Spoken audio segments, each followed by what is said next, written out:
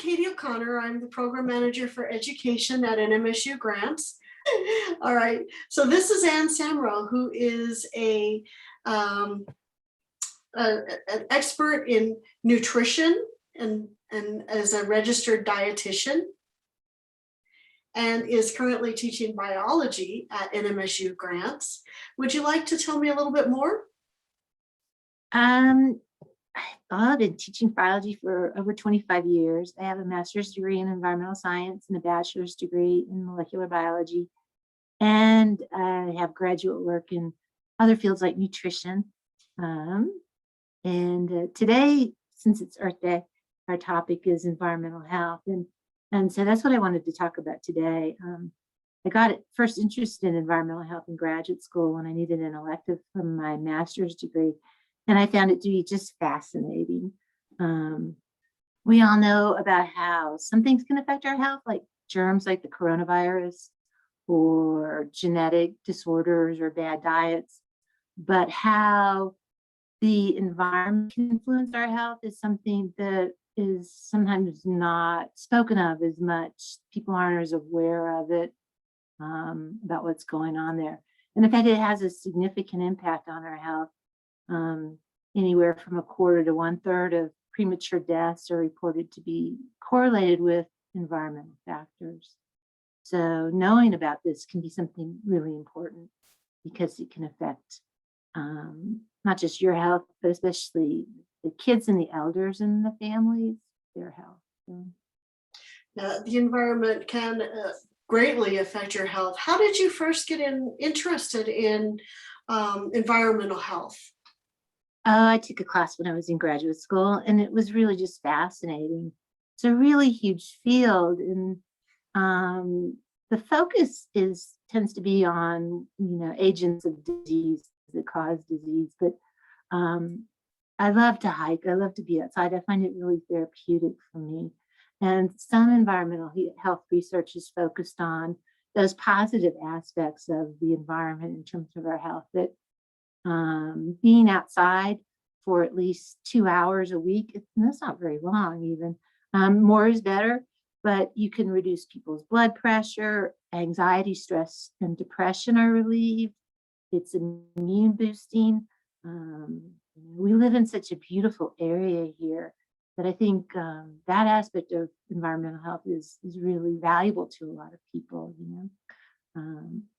but there's a tendency to focus more on, like I said, the disease agents, like pollution in the environment and how that's affecting people's health, especially the kids, because the kids are developing their bodies in these environments and it can cause lifelong damage to them. I think as we've moved into the age of technology, more and more people spend time inside on the computer, and they're not spending as much time outside. I know in my graduate studies, I studied eco-psychology. So I looked at how the environment and how nature affects people's psychological and mental health as well as physical. And there's a lot of research out there that indicates the earth and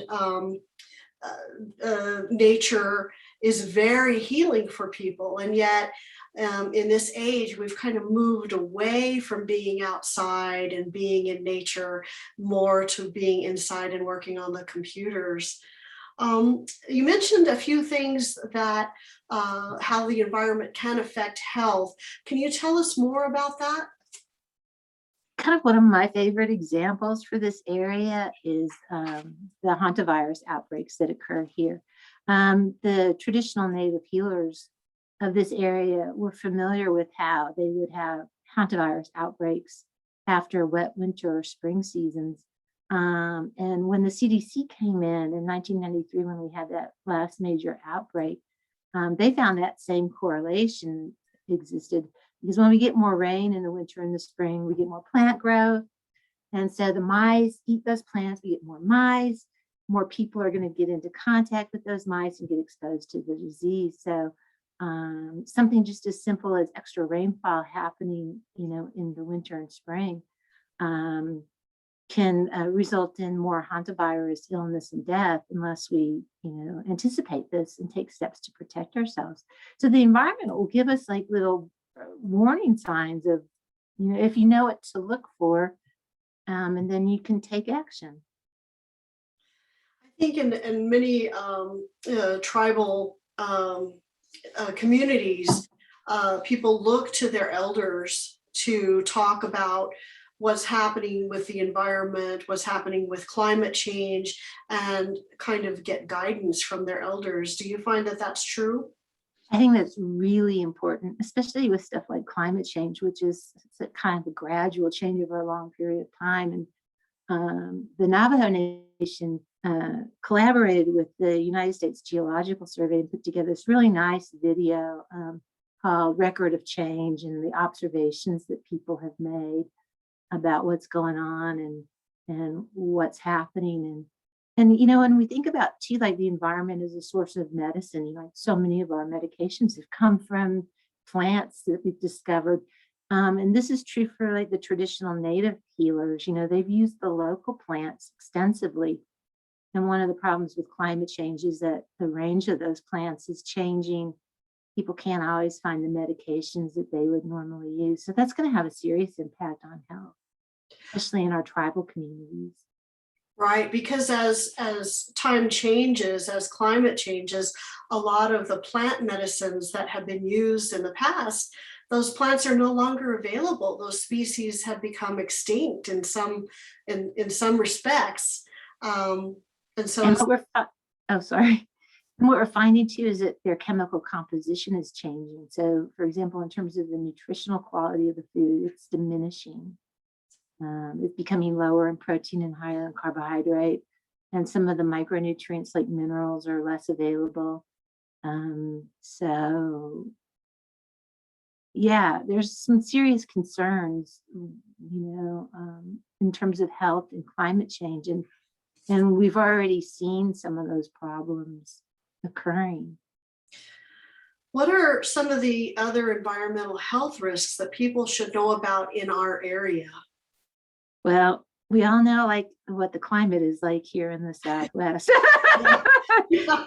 So, yeah, I mean, just the other day, it was hot, it was dry, it was windy, and that's just something natural that we have to live with, but it does affect our health because those conditions promote wildfires and dust storms, and both those they put a lot of particles and gases, heavy metals from the mine tailings if they're not protected, pollen, fungi, that's all in the air. And when we breathe in that stuff, it can cause damage to our body. Sometimes I think of it as like little knives coming in, because sometimes the damage is it's destructive in that way. And sometimes it's more indirect, like how it affects our body's functioning, and that it causes our nervous system to respond with more stress adaptations, and it causes more inflammation. And the chronic diseases that so many people suffer from now, like heart disease and diabetes, are related to inflammation. So you don't really want to have more of that. One thing that I read recently that I haven't found more data about, but it's really intrigued me, is that there's a kind of a link between risk of having diabetes and then being in an environment that has a lot of dust. So it must be the inflammation is what I'm thinking. But one of the things I love about this field is that there's always something more to learn, it's always something new.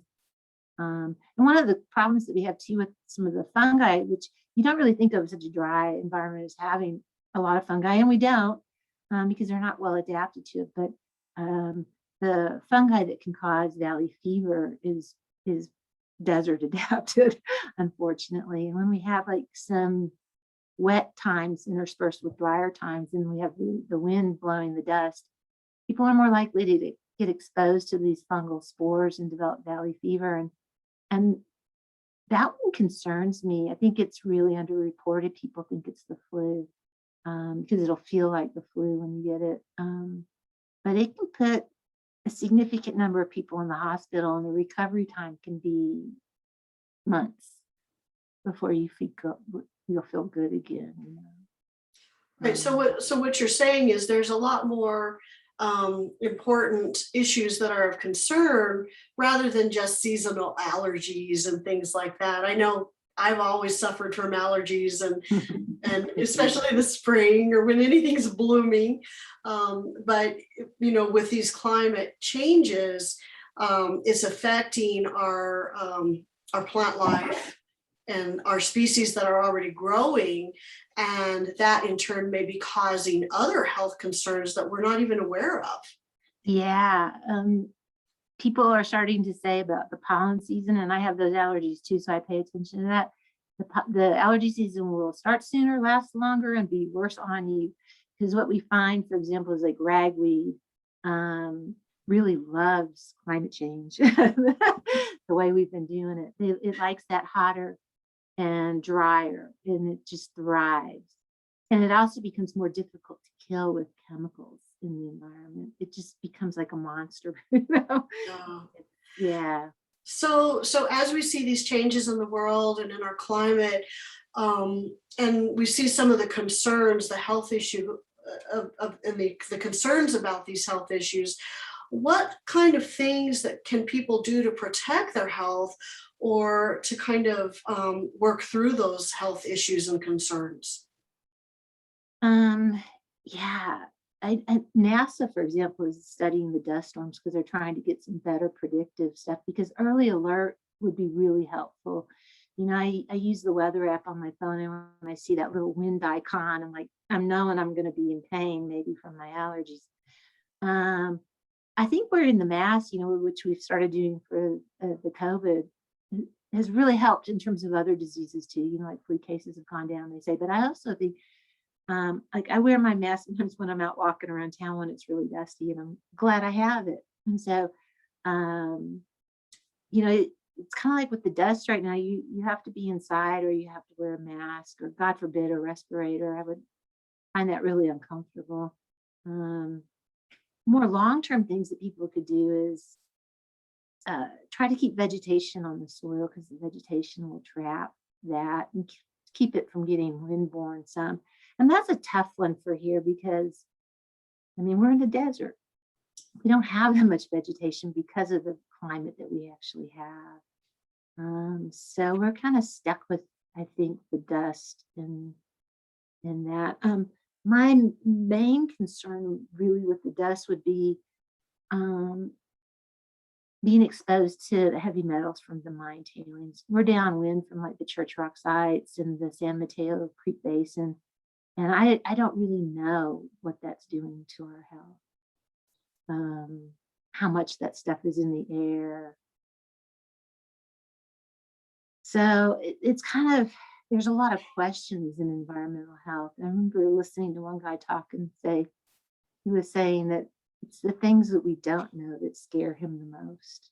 We don't know how to protect ourselves against them. Right. That's where scientific study and research comes in, because sometimes studying those things on the long term can give us a picture of how it will affect our health and maybe how we can combat that so that we have better health in the future. So right now it sounds like you're telling me, to be mindful of what's happening outside on any given day. If it's windy and dusty, get out of it, go home, stay inside, wear a mask or some kind of covering to shelter so that you don't get those heavy metals that are in the dust, or even those fungi spores that might be floating around out there. What other things can people do to kind of combat inflammation and the things that can kind of enhance their health? Oh, yeah.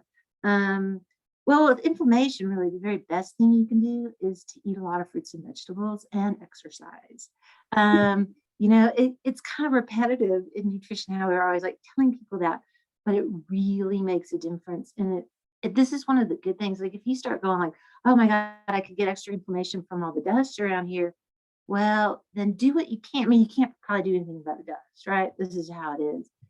But yeah, you can keep yourself as healthy as possible by eating the right kinds of foods and Avoiding sugar because it's pro-inflammatory. Avoid the trans fats. Look on the labels; it'll tell you if it's in there.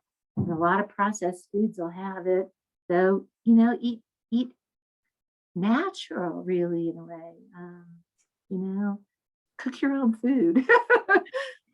And I would also recommend everybody buy from the farmers market when that thing reopens again in the summer. I mean, that stuff is fresh, it's delicious.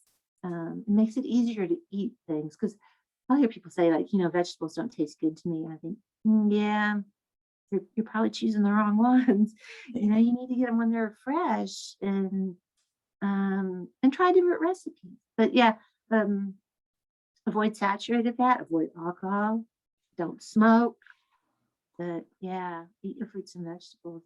When we look at the American diet, and I look at a lot of American diets with my students, a lot of people don't eat any, or very few, or they eat potatoes all the time. You need to eat a rainbow of fruits and vegetables to get all those kinds of nutrients that will reduce inflammation, and it'll make you feel good too. You'll be surprised if how great you can feel.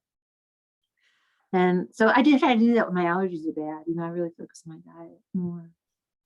I know it's not always easy. I come from a family of meat eaters and sugar eaters and alcohol drinkers and Oh yeah.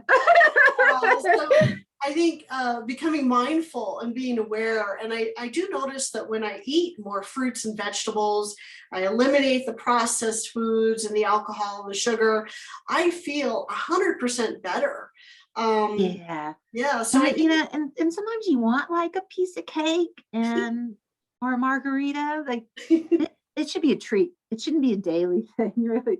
right. Yeah. And that'll be better for your health. So, and of course there's all kinds of herbal things, but I don't want to get into that. That's too complicated.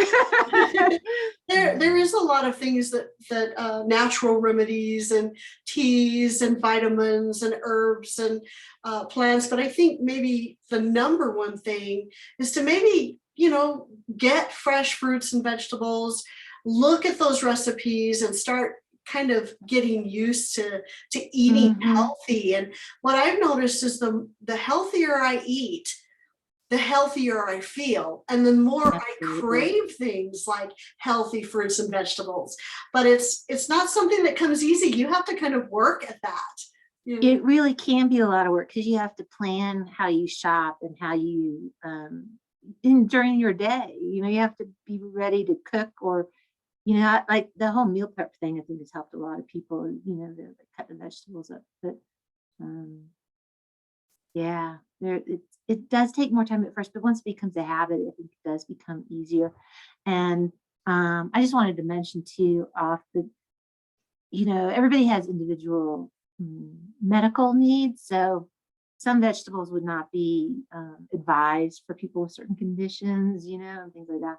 So be sure to talk to your doctor before you go hog wild on anything. Sometimes what I've seen some of my students do is they'll hear about all this and they're like, they switch over to this complete healthy eating like overnight, and it makes them feel a little sick because their body's having to withdraw from junk food, I think. And so kind of ease your way into things. It'll be easier for you psychologically too, Yeah. I know it's hard when you have to detox and it throws you into that. You just don't feel quite well. And then you think, oh, I'm eating all this healthy food and I feel worse. So I'm going to go back to my junk food. But ultimately, you have to detox from the junk food, from the sugar, all of those things before you really start to feel better. Is that what I'm hearing you say? Yeah, I think so. That it won't be immediate. You won't feel better immediately. And we use different indicators, like for health. Like you could look at, blood test, or people's skin might clear up if they have those kinds of disorders. They could take for a few weeks, sometimes. And again, it's very individual. It depends on how long you've had that lifestyle, how Mhm. old you are, things like that, individual health issues and concerns. That's why it's very important to talk to your doctor, see what your doctor recommends, and then also you're a registered dietitian. Can you tell us a little bit more about that? Um, we're really getting off subject from the environmental health now. Yeah, I got really interested in nutrition because I think it's a way that people can empower themselves to take care of their own health. Some years ago, I just started to realize how unaffordable medical care was in this country and how you really need to go into situations healthy. And not just because it's very expensive to be sick, but also because the care you need might not be available. Um, One of the data points that I discovered when I was thinking about this presentation that we were going to be doing was, what's the access to emergency care like in New Mexico? How does it rate? And we're almost last in the nation. We just don't have the availability. So you really can't afford to get injured or sick, not just be, we have more risks because we don't have access and availability, and you may not be able to afford it. And also, people who are healthier can bounce back from trauma um, more readily. It won't break them as much. And we see this again, and this kind of relates back to the environment actually, which is that the healthier the environment is, the better it can bounce back from trauma that naturally occurs, like that cold spell in Texas that happened.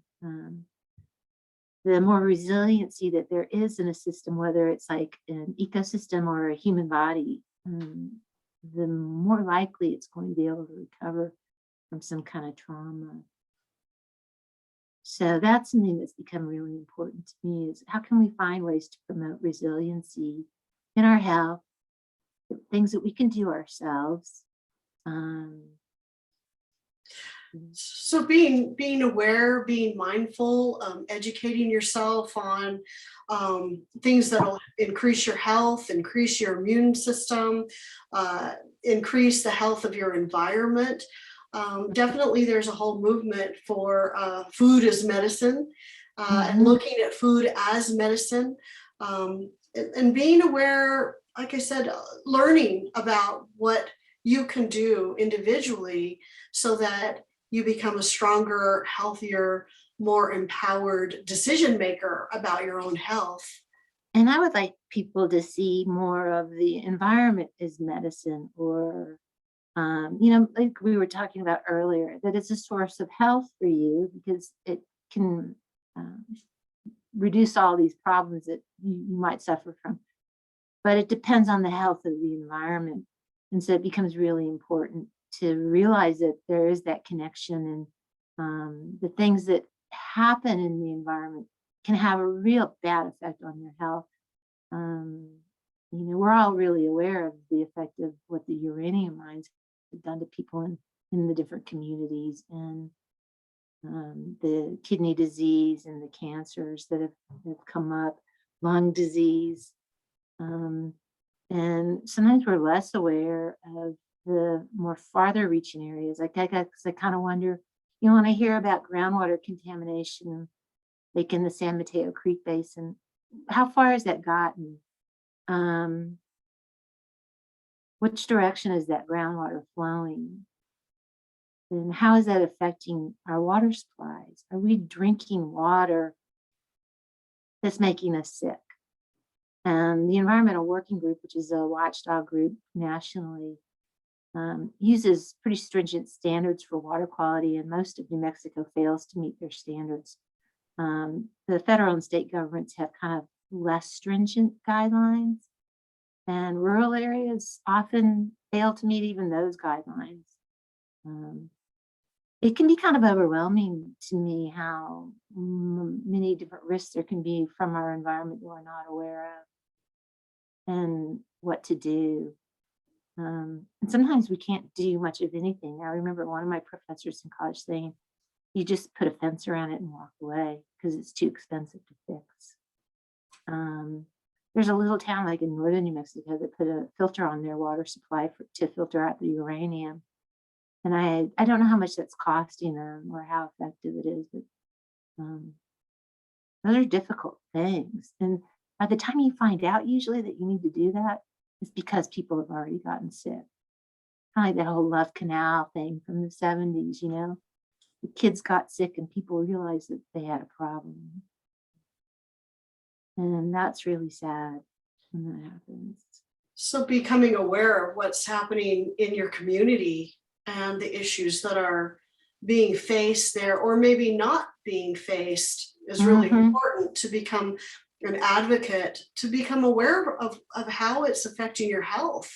Yeah, and really, I think this is a lifelong education. I mean, it's kind of ongoing, and we really need to do it to protect our children and our elders and the more vulnerable people in our community. But yeah, a friend of mine recommended looking with the conservation voters of New Mexico because they'll look at environmental legislation that's coming up, and how we use the land has an ultimate effect on our health, you know, like the mining that we've been talking about here. So that's something that people can go to, you know, think about what policies are we creating that are shaping the environment for our children, and what policies are we not doing that we should be doing, you know? And the Environmental Protection Agency and the Center for Disease Control have a lot of information about environmental health, different issues that are going on. So like pick something that you know you want to know more about, and you'll find a lot. You know, sometimes you won't find as much as what you want for your local area. You'll find, you know, yeah. But there's a lot of research going on. There is a lot of research. I know there's an app called EWG Skin Deep, and you can actually put your products that you're using, and it'll tell you how it's rated on a scale. Like a 0 is really good and very healthy product, but like a 10 is something that can cause all kinds of neurological problems, all kinds of issues. And they rate everything from shampoos, cosmetics, to environmental cleansers, things that you would use to clean your house. I have that app on my phone, and I'm always trying things out. I'm like, okay, this is rated higher, this is rated lower, this is healthier. I'm going to make the healthier choice, and I'm going to invest in the product that you know, helps my health in the long run. Yeah. I mean, the kind of chemicals that we use inside our house create indoor air pollution, and that's really a significant health risk for people to yeah, I try to use all natural stuff myself. I don't want to breathe in those things. Right. Of course, you got to be careful with some of the natural stuff too. 'Cause poison ivy is natural, but I don't use that to clean my house with, so not really a problem. Right. But yeah, there's a lot of resources out there for people to explore, and yeah. One of the things that kind of bothers me about some of the green products is that they're priced higher. So I would encourage people to discover making their own, you know, that you know, vinegar and some essential oils can clean really well and better than some of those more commercial products that have that ingredient list that you can't even understand, you know? Right. And sometimes people look at some of those things and say, oh my gosh, there's a price tag attached to this item. But ultimately, if you invest in healthy things now, you're making a good investment, because if you don't, the money that you put out for your health, if you get cancer, you get chronic conditions, or immunity disorders, things like that, those are very expensive, not only financially, but physically, mentally. in every respect, you end up paying a lot more than if you just bought the good products to begin with. Yeah, there's been this saying in nutrition, cheap food, expensive medical care. I Right. mean, yeah, how do you, yeah. Um, and it's true. I think you're worth investing in. Your health is worth investing in. And so it may take some upfront costs. I think many of these things will pay for themselves, things that we do.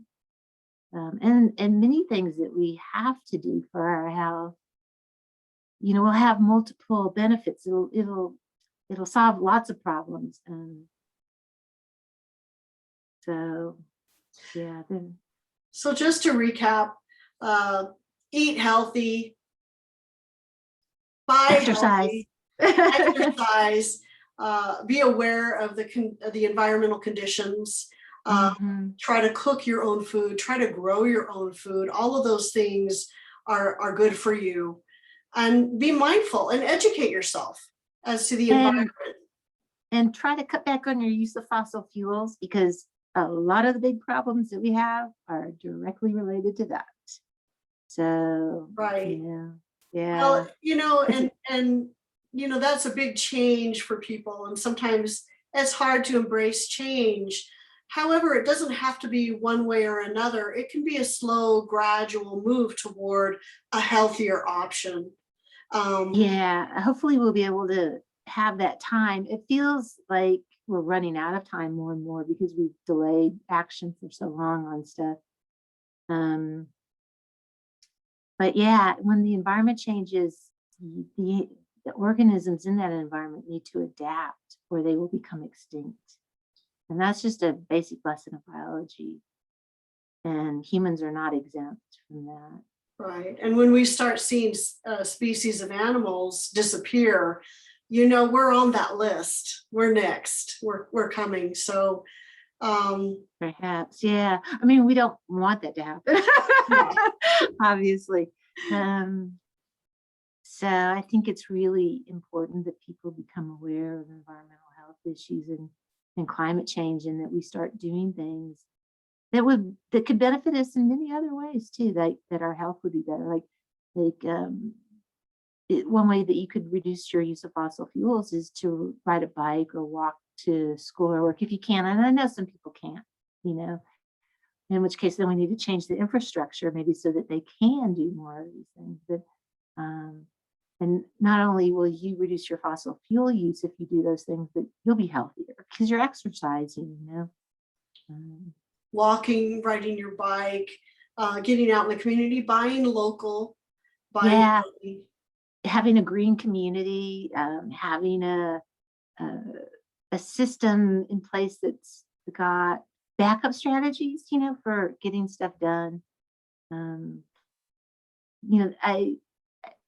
The cold spell that happened in Texas and the kind of that horrible week that everybody had there afterwards has really disturbed me. So I think about where you have redundancy, backup supplies for environmental traumas like that, so that you can survive, have multiple ways of getting things done. Yeah. So there's lots of things you can do, lots of things that you can be mindful of, and lots of ways that you can educate yourself and find out what's happening in your community. So I'd just like to encourage everyone to reach out and discover those things. And they're there. They're there. Ways to help yourself, help your family, and help future generations are available. And everybody can do it.